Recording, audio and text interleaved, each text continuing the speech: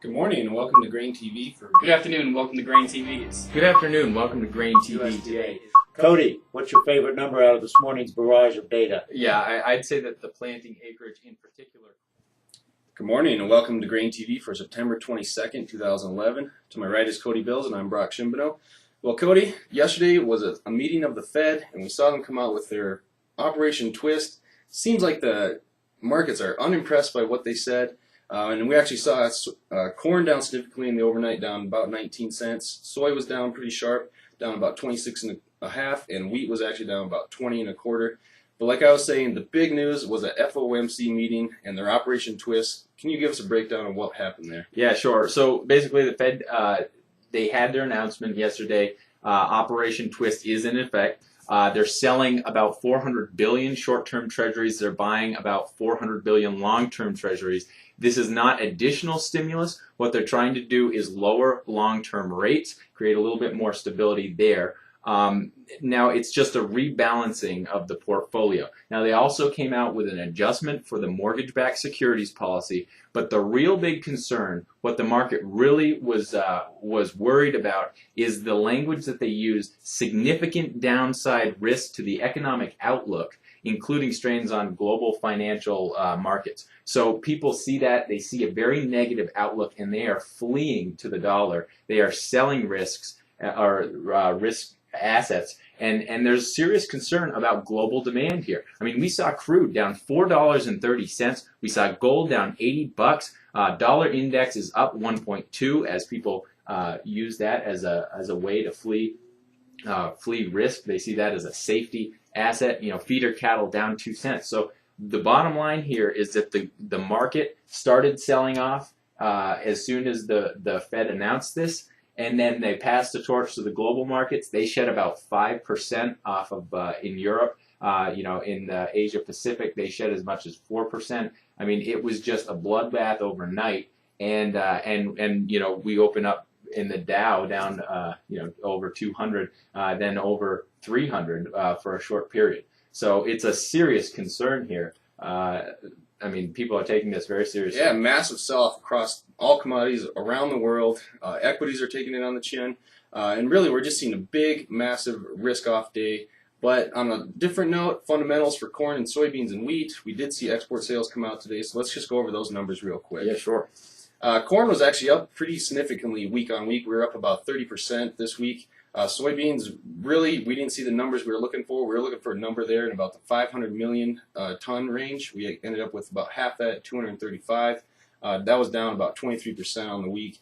But wheat was the big surprise here. We were up 88% this week, week on week, which is great because that market really needed some demand news to come out to maybe put a stop to this massive bear sell-off that we've had over the last couple of weeks. So it seems like a dichotomy of export sales. We have great news for wheat. We have terrible news for soybeans.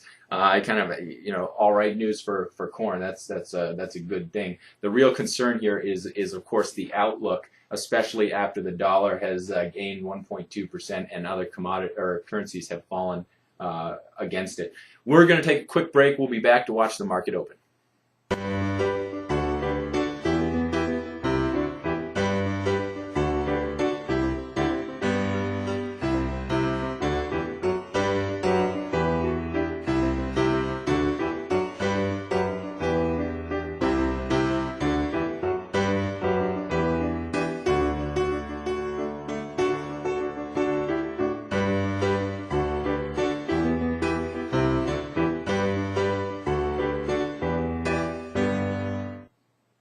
Welcome back to GrainTV. The markets have opened. Brock, what have you seen? We're still seeing it sell off, continuing down, probably following the equities right now, continued risk off right now.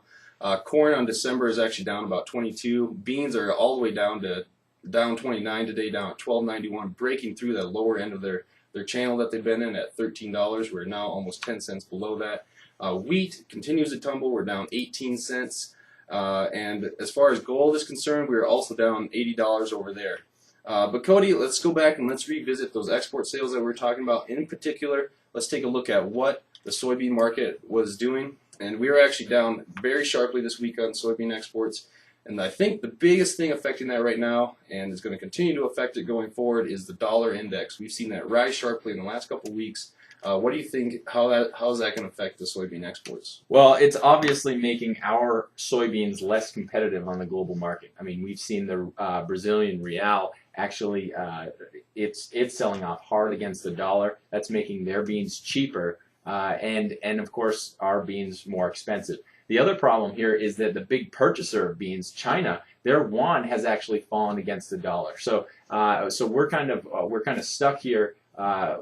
Very, very not competitive. We haven't been competitive to South American beans for a while. That's why we've seen, I'm going to take us back here. This is the soybean November chart. That's why we've seen us go from 1450 all the way down to below 13. Now, there should be some support here if we don't continue to see selling. And, we saw such sharp selling yesterday and such sharp selling this morning. I'm wondering, will it extend another 2 days? I'm a little skeptical that it will. It's going to be very important to pay attention to the close on soybeans in particular. We did penetrate that lower end of the channel that we've been in for basically 7 months now. So if we end up with a close below that, I'm looking at it as a pretty bearish signal right now. We're going to have to take some more of the prices out of beans just to be competitive on the world front again. Yeah, that's definitely the case. What have you seen in ethanol? I mean, we've just kind of switched gears. It seems as though soybeans are going to have to shed a little more price to be competitive with South America and be able to be at least desirable to China. But to switch gears, I know that you've looked a little into ethanol here this morning. What have you seen for corn and ethanol? Going back to the Brazilian real weakening against the dollar, that's going to really hurt us, I think, coming up. They are projected to import an incredible amount of ethanol this next year, so that's going to make it tougher for them to actually get those exports into their country with their currency devaluing against the dollar. So that's another point going against what the dollar is doing right now. But as far as ethanol for the week, we were actually down a little bit from last week on the production, down about 1%. Versus last year, though, we're up 2.5% still. But the significant thing to note on ethanol was this was the lowest weekly production since May 6th. So I'm looking at that as pretty bearish on the ethanol industry right now. Even though we do see pretty good demand still, I'm looking at that as pretty bearish that our production is actually starting to slow down quite a bit. Well, that's fair enough. I think that'll just about wrap it up today for GrainTV. If you have any questions, please give us a call. We'd be happy to talk over what's going on right now in the markets and really how that will affect your marketing for the 2011-2012 crop year. You can reach us at 866-290-1196. Have a good one.